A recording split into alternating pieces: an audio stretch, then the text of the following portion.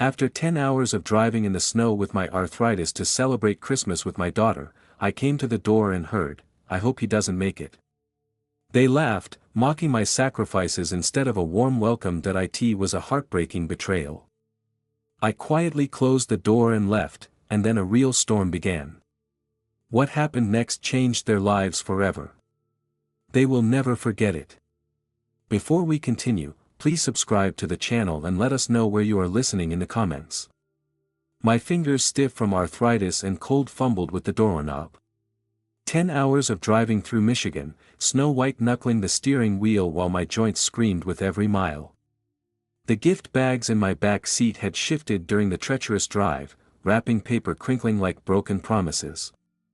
Ashley's house glowed warm against the December darkness, Christmas lights draped the porch railings twinkling red and gold, exactly like the ones I'd helped her hang 3 years ago when Howard's back was acting up again, the same excuse he used for everything. I raised my hand to knock then stopped. Voices drifted through the thin door, Ashley's laugh mixing with Howard's deeper rumble. My heart lightened. They were home safe, probably wondering where their old man was. I'd driven through a blizzard to be here. Arthritis be damned. Nothing would keep me from Christmas with my daughter. I honestly hope he doesn't make it. Ashley's voice cut through my thoughts like ice. My hand froze on the doorknob. "Come on, that's your dad," Howard replied, but his tone held amusement, not reproach. I know, but look at this weather. Maybe the roads will be too bad that we could have one Christmas without him hovering, asking if we need money bringing those awful sugar cookies." Ashley's laugh again. Lighter. "Now, just us. No guilt trips about family togetherness, the old man does lay it on thick." Howard agreed, always talking about his sacrifices, how he sold his business for you. Like we asked him to write, I never asked him to be my personal ATM. That was his choice. The cold seeped through my coat, settling deep in my chest. I'd been standing there maybe 30 seconds, but it felt like hours. The Christmas music playing inside Silver Bells suddenly sounded mocking. Besides, Ashley continued, he's getting older, these long drives aren't safe for him anymore. We're actually being responsible by hoping he stays home. Very thoughtful of you, Howard said, and they both laughed. I stepped backward, my boots, crunching in the snow. The sound seemed deafeningly loud, but the music and their conversation continued uninterrupted. My car sat 30 feet away, engine ticking as it cooled, exhaust still visible in the frigid air. 15 years since the divorce, and I'd built my entire life around Ashley, sold Green Industries, my life's work, and invested everything in her happiness, her house, Howard's art supplies, their car payments, grocery money. When things got tight, I'd driven through blizzards, canceled trips, ignored my own health, all because I thought family meant everything to her too. My phone buzzed, a text from Ashley.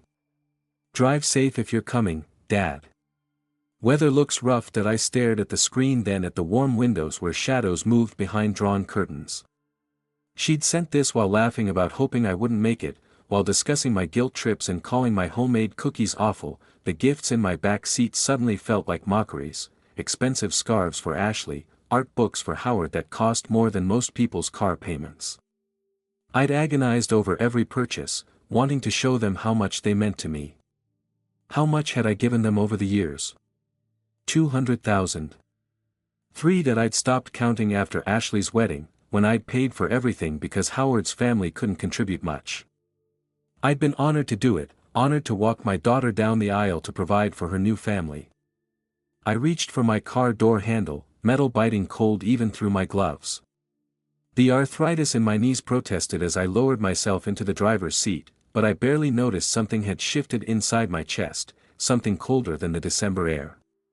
Starting the engine, I backed out of their driveway slowly, carefully, no spinning tires, no dramatic exits, just a quiet departure from a house where I'd never really been welcome. In my rear-view mirror, the Christmas lights grew smaller, then disappeared entirely as I turned onto the main road. I wasn't heading home, not yet. The highway stretched ahead dark and empty, except for scattered snowflakes dancing in my headlights. For the first time in 15 years I had nowhere I needed to be and no one counting on me, no one hoping I'd stay away. The radio played, "I'll be home for Christmas," and I reached over to turn it off. The silence felt better. It felt like the beginning of something new. The windshield wipers swept back and forth, clearing snow that fell faster than they could handle. That I took the long way home, avoiding the main highway, needing time to process what I'd heard. My hands gripped the steering wheel until my knuckles went white. Arthritis, forgotten in the face of something much more painful. "I hope he doesn't make it." Ashley's words echoed in my head with every turn of the wipers left-right. Hope doesn't make it. The rhythm became hypnotic, almost soothing, as my mind began to work differently than it had in years. By the time I reached my neighborhood, the raw shock had settled into something colder. My house sat dark and quiet at the end of Maple Street, Christmas lights I'd strung along the gutters 2 weeks ago, twinkling weakly through the snow. The driveway needed clearing, but I left the car running while I stared at the place I'd called home for 20 years. Inside, the silence felt different than it had this morning. This morning it had been temporary, the quiet before joining family for Christmas. Now it felt permanent, final. I hung my coat carefully in the closet, the wet wool heavy in my hands. The gifts for Ashley and Howard sat in bags by the door, expensive scarves and art books that suddenly seemed like monuments. To my own foolishness, I stepped around them as if they might bite. My study welcomed me with familiar smells of leather and old paper. 20 years of business success lined these walls, industry awards, photographs of groundbreakings, contracts that had made me wealthy enough to be generous, too generous, apparently. The filing cabinet opened. With a soft click I pulled out folder after folder, spreading documents across my desk like a general planning, a campaign. My will dated last spring. Ashley Grawn Wilson, primary beneficiary, my life insurance policy, $2 million. Ashley Green Wilson, sole beneficiary. Bank statements, told their own story. September, $3,000. Transfer to Ashley, emergency car repair, October, $5,000. Roof leak, November, $2,500. Howard's art supplies every month for 3 years, sometimes more. Before that, the house down payment, $75,000. Before that, the wedding, $40,000. Before that, college, I got $20,000. I pulled out my calculator and started adding. The numbers grew larger than I'd expected. Conservative estimate, $280,000 over 15 years, more than some people earned in a lifetime. Handed over to a daughter who hoped I wouldn't show up for Christmas. The computer hummed to life its blue glow, illuminating bank statements and investment portfolios. Everything pointed the same direction toward Ashley, every safety net I'd built, every financial cushion, every inheritance plan. She was woven into my financial life like thread through fabric. A memory surfaced sharp as winter air.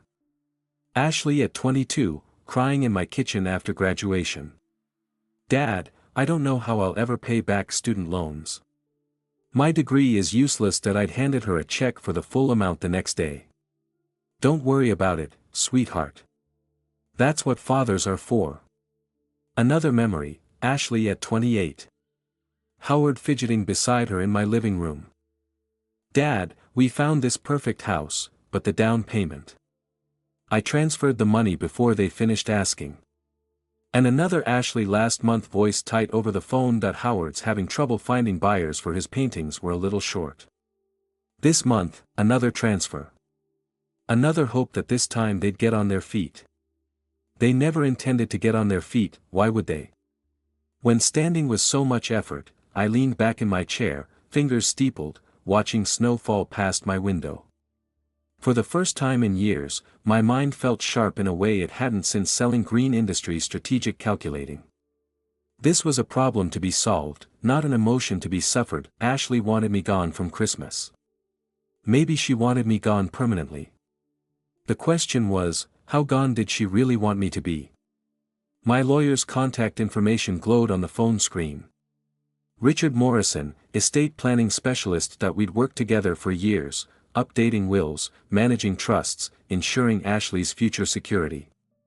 Tomorrow was Christmas, but some conversations couldn't wait. I scrolled to his number and paused, thumb hovering over the call button. Once I made this call, there would be no going back to the man who'd driven through a blizzard with gifts in his back seat.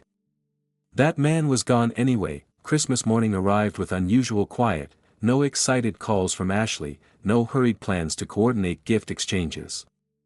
I sat with my coffee documents from last night's review still scattered across my desk and waited. The silence felt productive, now like the calm before a carefully planned storm. My phone rang at exactly 10:17 a.m. Ashley's name glowed on the screen, accompanied by her smiling photo from last year's Christmas dinner. The irony wasn't lost on me.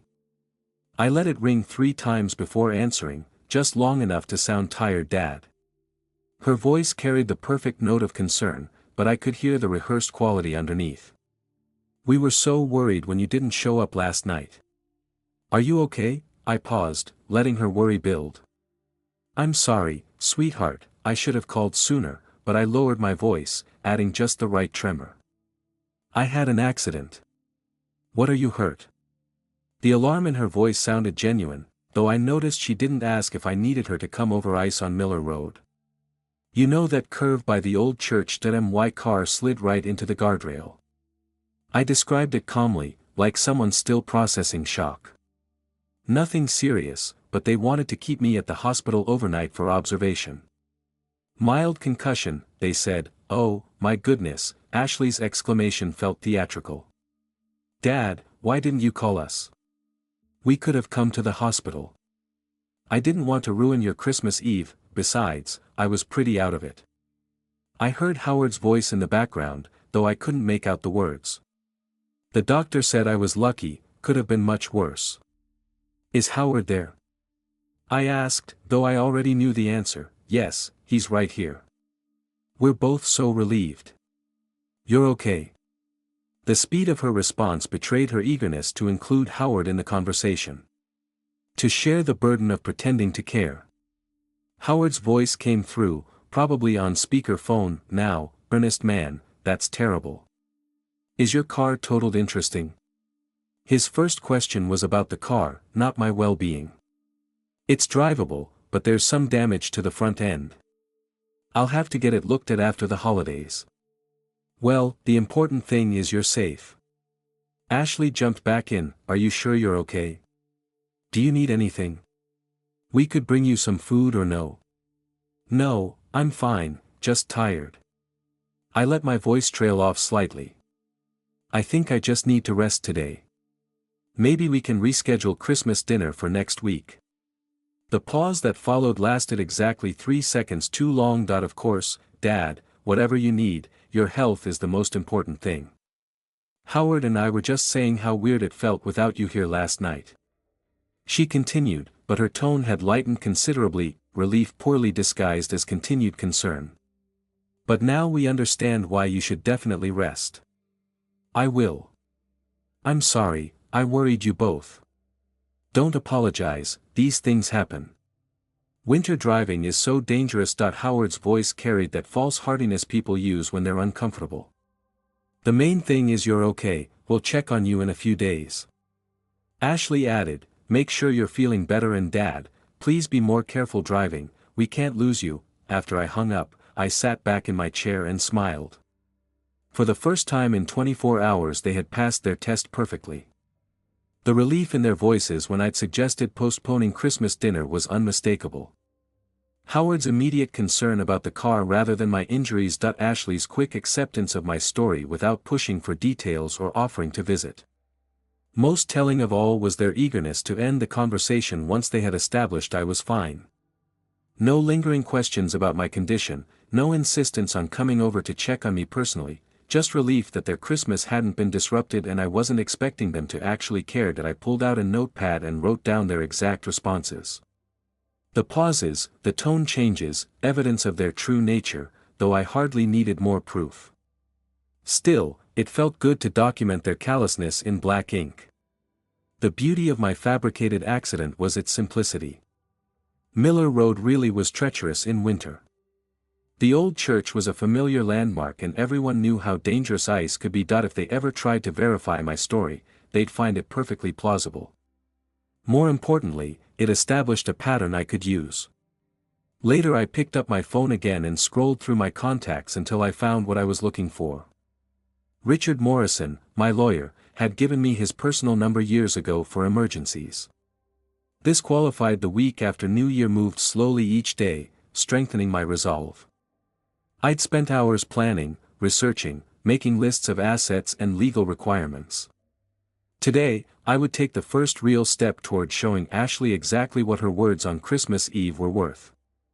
Robert Mitchell's law office occupied the third floor of a restored Victorian building downtown that I'd been climbing these stairs for 15 years, usually for routine updates to ensure Ashley's security. The irony wasn't lost on me as I pushed open the familiar mahogany door. "Ernest, good to see you." Robert stood from behind his desk, genuinely pleased that we'd worked together since my divorce and he'd helped to structure every financial safety net I'd built for Ashley. "How are you feeling?" Ashley mentioned. "You had an accident over the holidays." Of course, she had probably making sure everyone knew what a burden her injured father had become. "Much better, thank you." Still a bit shaken, but it gave me time to think about some important matters. "Please sit." He gestured to the leather chair across from his desk. "What can I help you with today?" I pulled out a folder I prepared, placing it carefully on his desk. "I need to modify my will. Specifically, I want to change the primary beneficiary." Robert's eyebrows rose slightly. "That's quite a significant change, Ernest. May I ask what's prompted this decision?" "The accident made me reconsider my priorities." I kept my voice steady, measured. "I've been thinking about loyalty, about who truly deserves support." I paused, letting him process. "I want to designate the Great Lakes Animal Welfare Foundation as my primary beneficiary instead of Ashley." The silence stretched for several seconds. Robert leaned back in his chair, fingers steepled, studying my face. "Ernest, this is a major decision. Have you discussed this with Ashley? She's been your primary concern for years." "No, and I don't intend to." My voice carried the same tone I'd used in boardrooms when deals were non-negotiable. "Animals don't lie to you, Robert. They don't hope you won't show up for important occasions. They appreciate care when it's given. I understand you're still processing the trauma from your accident, but this isn't about trauma." I leaned forward slightly. "This is about clarity. I've spent 15 years supporting someone who sees me as a burden. I'd rather my resources go to creatures who understand gratitude." Robert studied the legal pad in front of him, making notes. "Ernest, as your attorney, I have to ask, are you certain this reflects your true wishes? Major changes after traumatic events aren't uncommon, but they're not always permanent." "I've never been more certain of anything." The conviction in my voice surprised even me. "I want this done today with all proper documentation and witnesses." For the next hour we worked through the technical details. Robert explained the requirements: witness signatures, notarization, specific language for the charitable designation. The Great Lakes Animal Welfare Foundation would receive my entire estate, the house, investments, retirement accounts, everything I'd planned to leave Ashley. "The foundation does excellent work," Robert admitted as he prepared the documents. "Their shelter programs and wildlife preservation efforts are highly regarded." He looked up at me. "Though I still think you should consider discussing this with your family." My family made their position clear. I signed each page deliberately, watching Robert's assistant witness the signatures. "They'll understand my decision soon enough." As the final documents were notarized and sealed, I felt something I hadn't experienced in years: complete control over my own life. No more transfers to Ashley for emergencies, no more guilt about family obligations, no more pretending that blood relation guaranteed loyalty or love. "I'll file these with the court next week," Robert said, sliding the copies into a manila envelope. "Ernest, if you change your mind, I won't." I stood, briefcase in hand. "Thank you for handling this so efficiently." Walking back to my car, I felt lighter than I had in months. The sealed documents in my briefcase represented more than legal changes. They were proof that I'd finally stopped being a victim of my own generosity. Ashley would continue receiving her monthly allowance completely unaware that her future had just evaporated. The thought brought me more satisfaction than it should have, but I'd moved past caring about should and shouldn't. I pulled out my phone and opened my banking app. Time to address those automatic transfers that Ashley took so completely for granted. The will was just the beginning, now came the practical lessons and consequences. I spent the week after my lawyer visit, reviewing every financial connection between Ashley and myself, mapping out 15 years of dependency that she'd taken completely for granted. Thursday morning I drove to First National Bank with a folder of account documents, the same bank where I'd opened Ashley's college fund 20 years ago, where I'd co-signed her first checking account, where I'd arranged the automatic monthly transfers that had become her financial lifeline. "Good morning, Mr. Green." Janet, my personal banker, smiled warmly. "How can I help you today? I need to close the joint checking account with my daughter and cancel all automatic transfers." I placed the paperwork on her desk. "Also, I'd like to change the beneficiaries on my insurance policies." Janet's eyebrows rose slightly. "Of course, Sir. May I ask if there's been any family situation that's prompted this? Just updating my affairs." After some recent health concerns, the lie came easily. "Now I want to ensure my assets go where they'll be most appreciated." Friday afternoon, while Ashley was probably planning her weekend shopping trip, the changes took effect. The monthly $3,000 transfer that hit her account every 10th, the transfer she'd relied on for rent, groceries. Howard's art supplies simply wouldn't arrive this time. Saturday morning brought the first test that I was having coffee when I imagined Ashley at the grocery store, cart full of organic produce and expensive cuts of meat, sliding her card at checkout with the same confidence she'd had for years. The call came at 2:17 p.m. "Dad." Ashley's voice carried confusion and embarrassment. "My card was declined at the store. There must be some mistake with the bank." I let her talk to my voicemail. "Hi, it's me again. I called the bank but they said the account is closed." "That can't be right, can you call me back? Howard's getting really frustrated and we need to buy groceries." The third message arrived an hour later, Howard's voice in the background. "Tell him we can't pay rent next week if this isn't fixed." I turned my phone off and went to my study.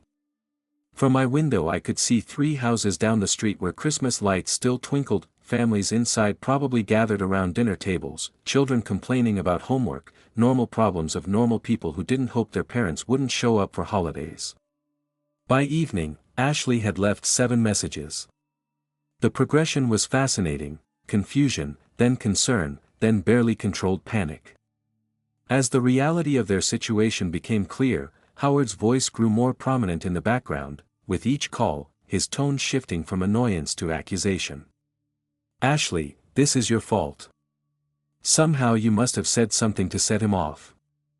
I told you to be more careful around him."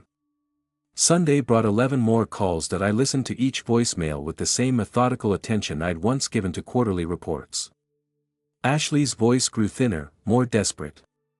Howard had apparently stormed out Saturday night, returning drunk and angry, blaming her for ruining everything. "Dad, please, I don't understand what's happening. The bank won't tell me anything because of privacy rules. My insurance card isn't working either," Howard says. "Howard says you're punishing us for something, but I don't know what we did wrong." The irony was perfect. She genuinely didn't know what she'd done wrong. 2 weeks of hoping I wouldn't show up for Christmas, laughing about my guilt trips and homemade cookies, dismissing my sacrifices as unwanted attention. None of it registered as wrongdoing.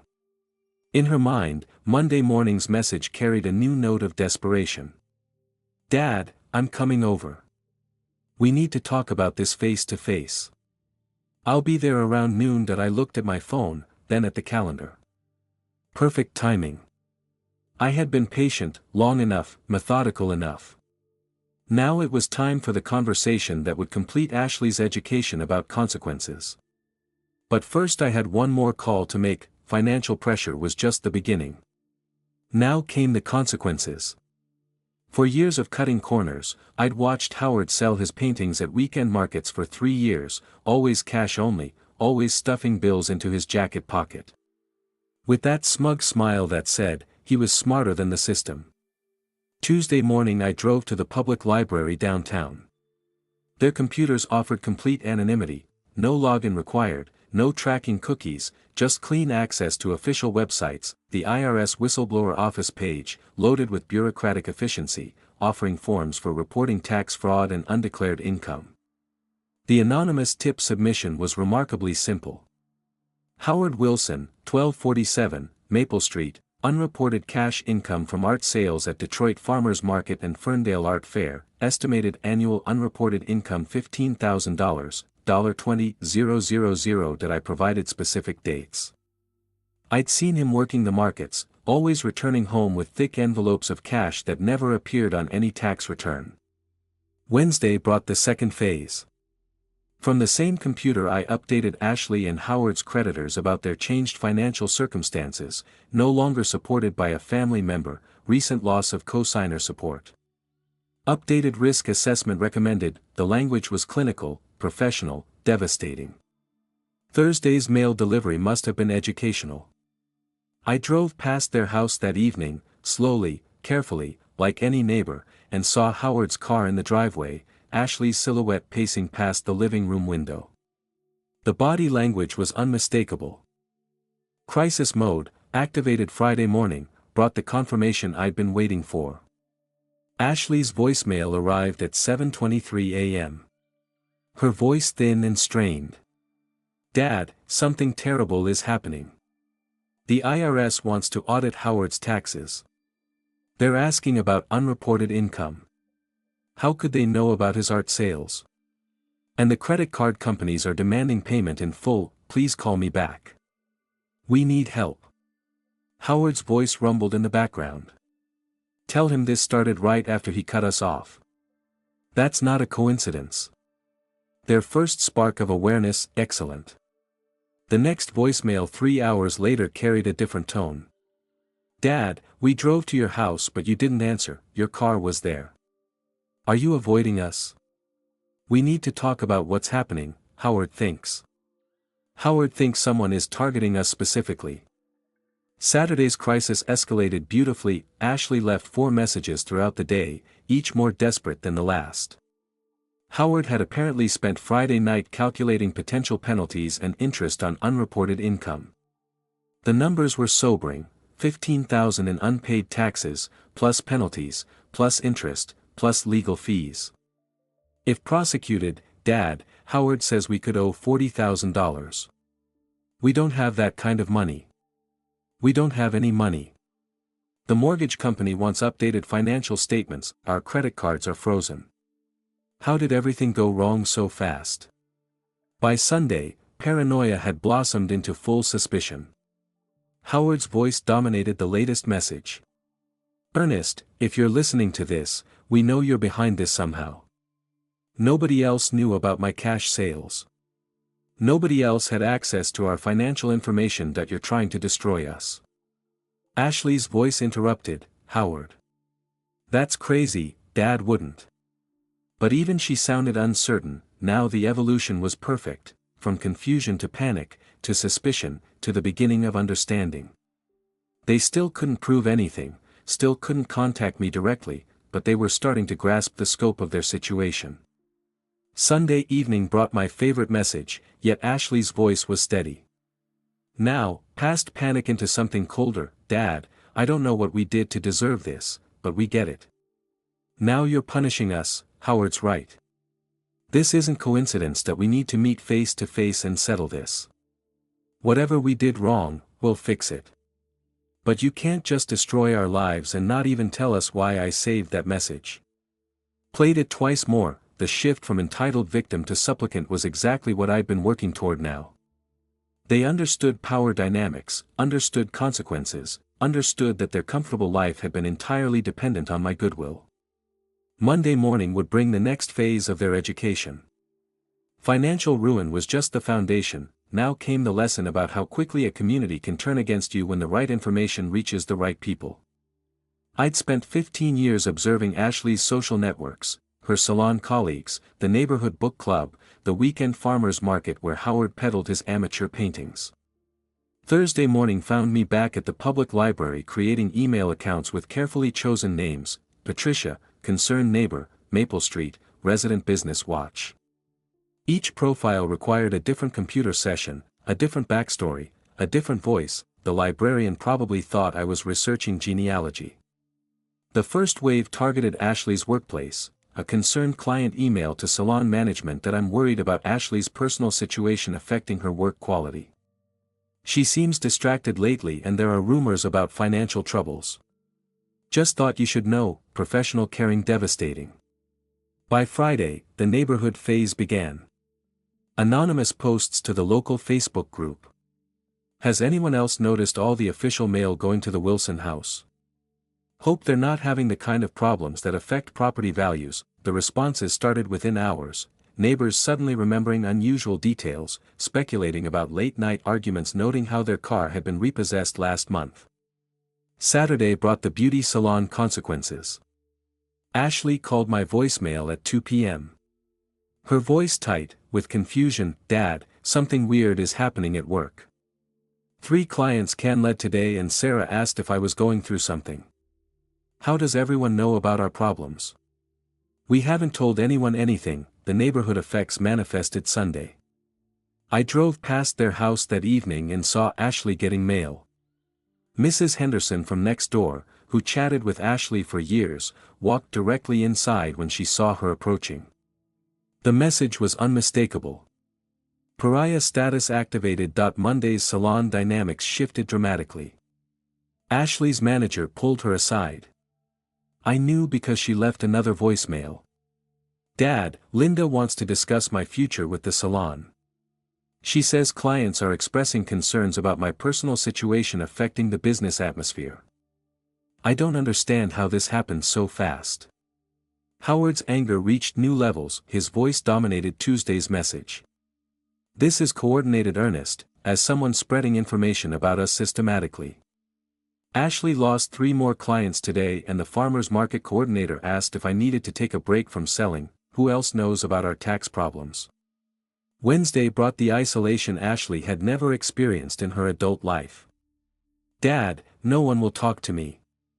The grocery store cashier was cold, the mailman won't make eye contact, and someone posted on the neighborhood app about financially unstable residents. I haven't been to a community event in my life where I wasn't welcome. This isn't natural social dynamics. This is deliberate destruction.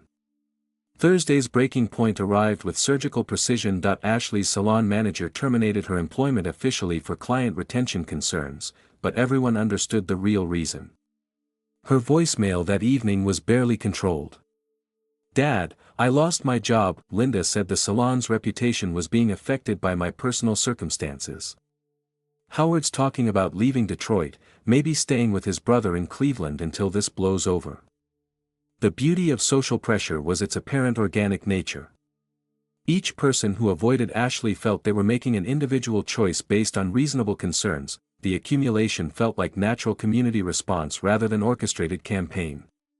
Even Ashley couldn't quite grasp how systematically she'd been isolated. Friday evening brought the message I'd been waiting for. Ashley's voice was hollow. Defeated. Dad, I know you can hear these messages. Howard's packing his things. He says I'm toxic now, that being near me is destroying his reputation too. I have no income, no friends, no support system. Whatever lesson you're teaching, I'm learning it. Please call me back.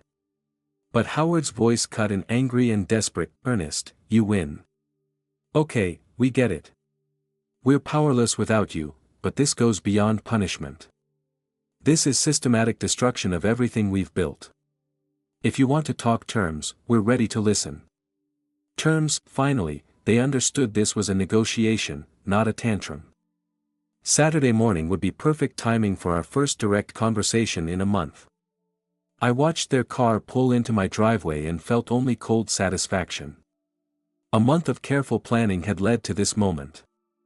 Through my living room window I could see Ashley's face, pale, desperate, nothing like the confident woman who'd laughed about hoping I wouldn't show up for Christmas. They sat in the car for several minutes arguing, Howard gesticulating angrily, Ashley staring at my house with something approaching horror. Finally they got out and approached my front door with the grim determination of people who had nothing left to lose. I answered before they could knock. Dad, Ashley's voice cracked on the single word behind her. Howard looked older, defeated, like a man who discovered his easy life had hidden costs. Ashley, Howard, I stepped aside to let them in, noting how they moved. Ashley hesitant, Howard, aggressive but uncertain. I wasn't expecting you, weren't you? Howard's voice carried barely controlled fury. Everything started falling apart right after Christmas, right after you supposedly had your accident. His eyes narrowed. Funny thing is, your car's been in the driveway every time we've driven by. I met his stare. Calmly. I've been recovering doctor's orders to rest. What doctor? Ashley's voice was thin, desperate. What hospital? We called everywhere Christmas Day trying to find you. Nobody had any record of Ernest Green being admitted. The moment stretched between us, I could have maintained the fiction, created more elaborate lies. Instead, I let the silence speak for itself. You were never in an accident, Ashley whispered. You've been here the whole time, haven't you? I didn't answer. I didn't need to. Howard stepped forward, his artist hands clenched into fists. You, son of a, he caught himself, but barely. You've been watching us fall apart, enjoying it. I've been observing, I said carefully. That's different, observing what? Ashley's voice rose. Our bank accounts being closed, my job being destroyed, Howard's tax problems, the whole neighborhood turning against us. You think that's all coincidence? Interesting theory. I settled into my favorite chair, forcing them to remain standing. The power dynamic was exactly where I wanted it. What makes you think any of that has anything to do with me? Ashley's eyes searched my face, looking for something: guilt, anger, satisfaction. What she found there made her take a step backward. The timing, she said slowly. Everything started right after Christmas, right after. Her voice trailed off as understanding began to dawn. Howard looked between us, sensing currents he couldn't quite grasp. Right after what? Ashley couldn't take her eyes off me. I saw the exact moment when the terrible possibility formed in her mind, the memory of Christmas Eve, the conversation she'd had with Howard about hoping I wouldn't show up, the cruel laughter about my guilt trips and homemade cookies. You were there, she whispered, before you called us. You were already there. I remained perfectly still, letting her work it out for herself. What the hell are you talking about? Howard demanded. But Ashley wasn't looking at him anymore. She was staring at me with growing horror, understanding spreading across her face like a stain. You heard us talking. That's why you left. That's why everything started falling apart. The recognition in her eyes was everything I'd worked toward for a month, not just understanding that her life had been systematically destroyed, but knowing why, knowing that her own words, her own cruelty, had set everything in motion. You heard what we said about you. She continued, her voice, barely audible. About hoping you wouldn't make it through the snow, about your guilt trips and your. She couldn't finish. Howard finally understood enough to be afraid. Ashley, what did you say? But I was still looking at my daughter, seeing her finally comprehend the full scope of her situation. She knew now that I had heard every word. She understood that everything that had happened since the financial cut-off, the tax problems, the social isolation, her job loss, had been deliberate, calculated, personal. You destroyed our lives, she said, but there was no anger in it anymore, just defeated recognition. I still didn't speak. Sometimes silence carries more weight than any confession. Ashley's face went white as she stared into my eyes. You heard us. She whispered again, and I said nothing. Sometimes silence speaks louder than any words. I watched them scramble like insects in a jar, unaware that the lid had been sealed weeks ago. Their first move was predictably desperate, a consultation with a family lawyer about challenging my will. The irony was exquisite. They were plotting to contest a document that no longer existed in the form they imagined. Tuesday morning brought Ashley's first attempt at reconciliation. Her voice, on my voicemail, carried that fake cheerfulness desperate people use when pretending everything is fine. "Hi, Dad, I was thinking we should talk. You know, clear the air between us family is so important, especially after everything we've been through." I didn't return the call. Wednesday's message escalated slightly. "Dad, I know you're angry, but we can work through this. Howard and I have been doing a lot of thinking about our relationship with you. We want to make things right." The transparency was almost insulting. Every word calculated to sound caring, while obviously motivated by their financial desperation. I saved each message documenting their descent into pathetic manipulation. Thursday brought Howard's voice attempting authority he no longer possessed. "Ernest, this silent treatment is childish. We're family, whether you like it or not. Ashley's your only daughter and she deserves better than this. Call us back by Friday." Their lawyer had apparently explained the harsh realities of will contests. Ashley's message that evening carried the first notes of real panic. "Dad, please, we just need to talk. I know we said some things that hurt you, but everyone says things they don't mean sometimes. Can't we move past?" This Saturday brought multiple calls. Ashley arrived at my house twice, ringing the doorbell for 10 minutes each time. While I watched from my upstairs window, her body language told the story: hunched shoulders, nervous, pacing the desperate energy of someone running out of options. "Dad, I know you're in there. Your car is in the driveway, please, just 5 minutes. We need to discuss our future as a family future, as if they had one." Sunday's voicemail revealed the depth of their situation. "Dad, the lawyer says challenging a will costs thousands of dollars that we don't have. But he also said that family reconciliation is always possible. We miss you. We miss having you in our lives." Monday brought Howard's frustrated return. "Ernest, enough, you've made your point. You're angry, we get it, but this has gone far enough. Ashley's been crying for days and frankly we're both tired of this game. What do you want from us?"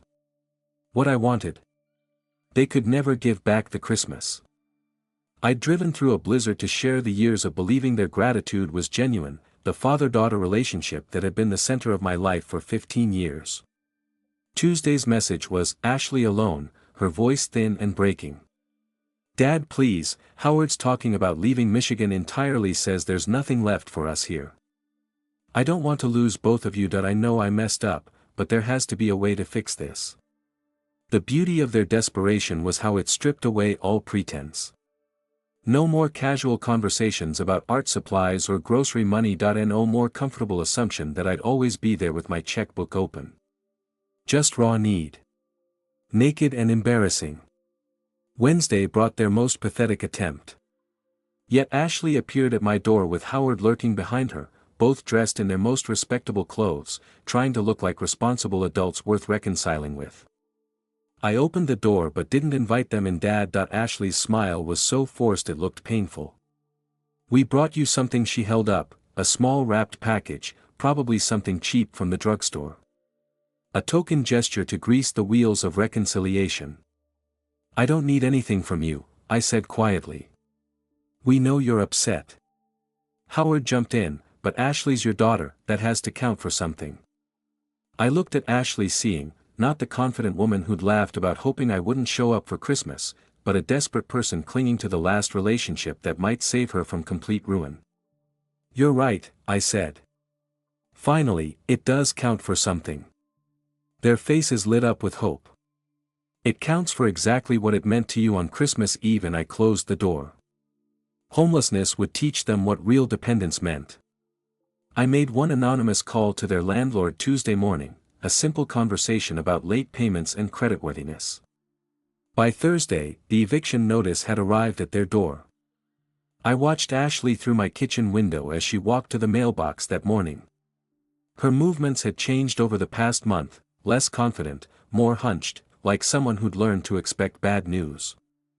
When she opened that official envelope, I saw her face crumble from 50 yards away. The call came 2 hours later. Ashley's voice was barely recognizable, thin, broken, desperate in a way I'd never heard before. "Dad, please, I know you're angry with us, but we got an eviction notice, 30 days to vacate. I'm begging you, please help us. We have nowhere to go. Did I let the call go to voicemail? Her next message came that evening. Dad, I'm not asking for money anymore. I understand you're done with that, but could you just co-sign for a smaller apartment? Just until I can get back on my feet, I'll pay you back everything, I promise, every penny. The desperation was perfect. She was offering to repay money. She'd never considered a debt before. Treating my years of support like loans she'd somehow forgotten about. But even more telling was her complete ignorance of how thoroughly I destroyed her creditworthiness. No landlord would accept her application now, cosigner or not. Friday brought Howard's voice, aggressive but edged with panic. Ernest, this is getting ridiculous. Ashley's practically having a breakdown. We need a place to live. You want us to crawl? Fine, we're crawling. Help us find an apartment. Saturday's message revealed the full scope of their crisis. Dad, we looked at 12 places. Today. Every application was rejected. Our credit is. It's destroyed somehow. The only places that will take us are terrible, really terrible. There's one studio apartment above a laundromat that smells like mold, but it's all we can afford, and even that's stretching our budget. Sunday brought the sound of boxes being packed in the background. Dad, we're moving tomorrow into that studio. I mentioned Howard's. Howard's not taking this. Well, he keeps saying, this is all my fault, that I brought some kind of curse on us. Please call me back. I need to hear your voice. Monday evening delivered the call I'd been anticipating. Ashley's voice was hollow. Defeated. Dad, Howard left. He said he can't take living like this. That being around me was destroying his life too. He took his art supplies and drove to Cleveland to stay with his brother. Said he'd call. When I figured out how to fix things, the beauty of Howard's abandonment was how perfectly it revealed his character. 3 years of living off my generosity, and the moment things got difficult, he fled. Ashley was learning what I'd known about him all along. He was a parasite, not a partner. Tuesday brought her most broken message. Yet Dad, I'm alone now, completely alone. I'm sitting in this awful little room with water, stains on the ceiling, and neighbors who scream at each other all night that I lost my job, my husband, my home, my friends. Everything I had is gone. I don't understand how everything fell apart so fast. The next day, Ashley appeared at my door again. She looked like she'd aged 5 years and 2 months, thin, pale, wearing clothes that hung loose on her diminished frame. When I opened the door, she didn't even try to smile. Dad, I need to ask you something, and I need you to tell me the truth.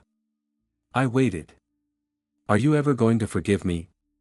Because if the answer is no, I need to know that I can't keep hoping that someday you'll decide I've been punished enough. The question was more perceptive than I'd expected.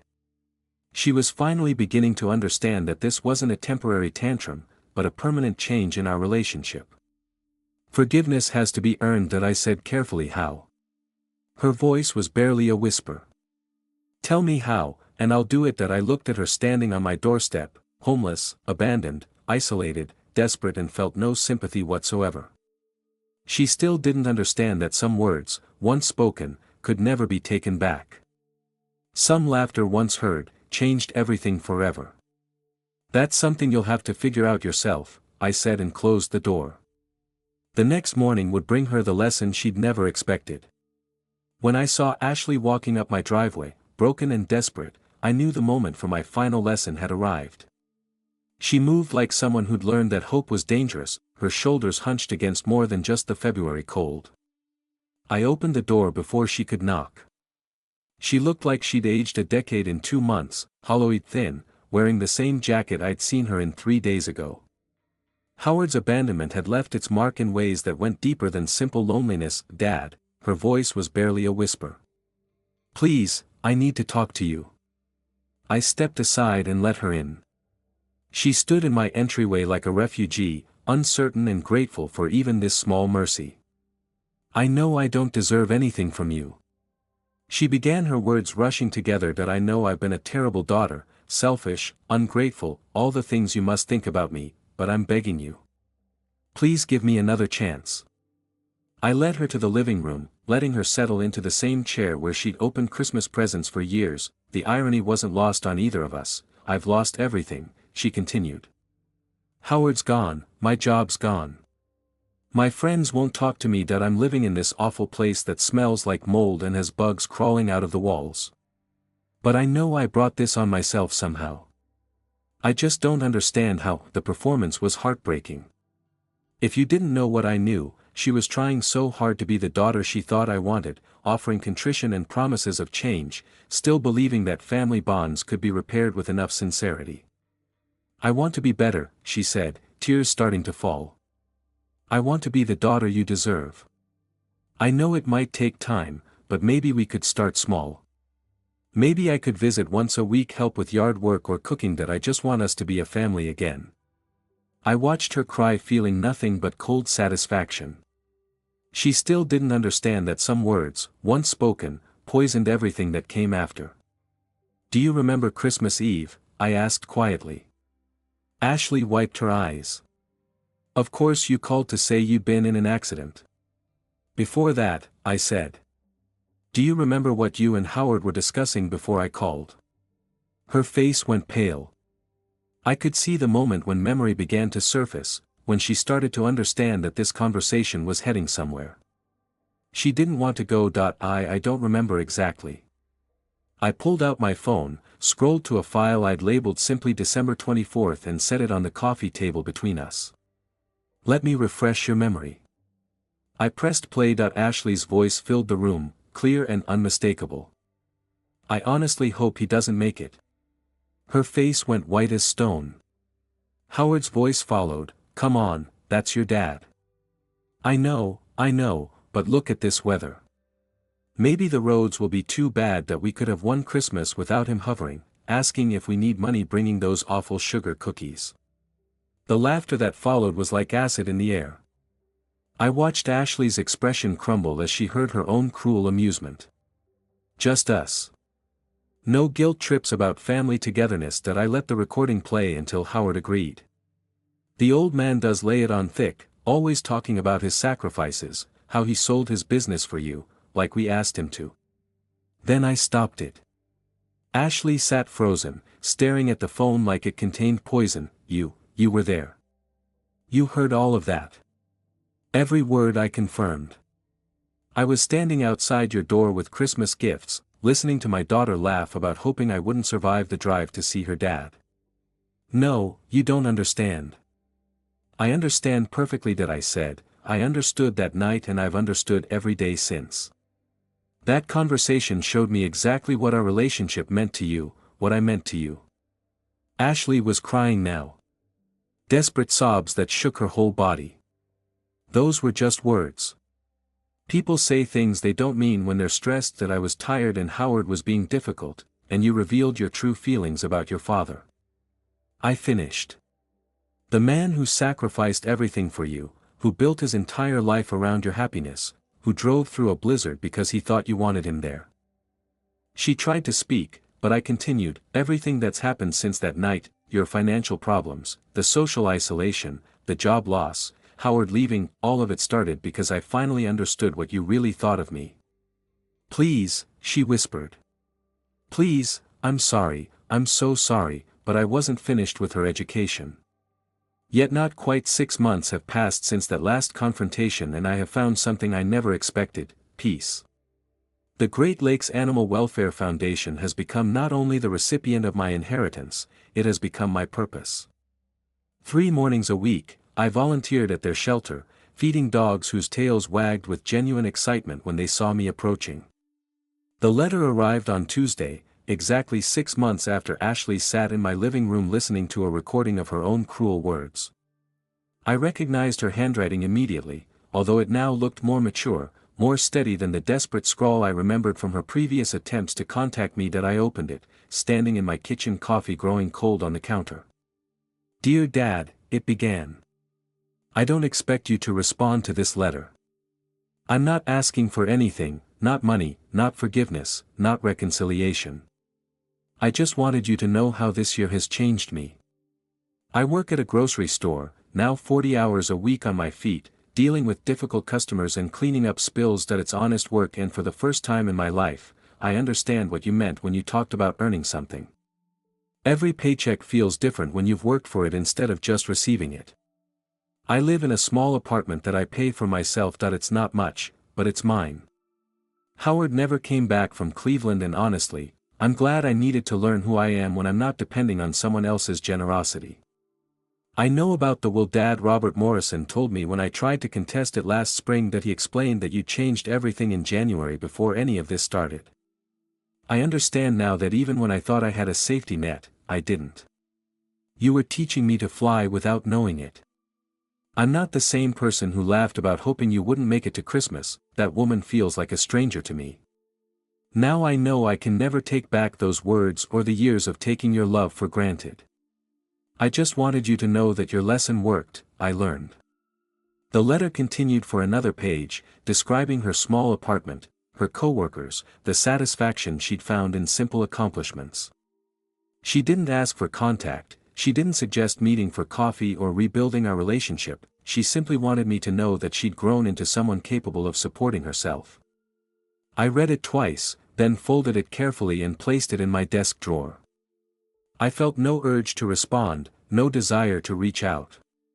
The lesson had been taught and learned. That was enough.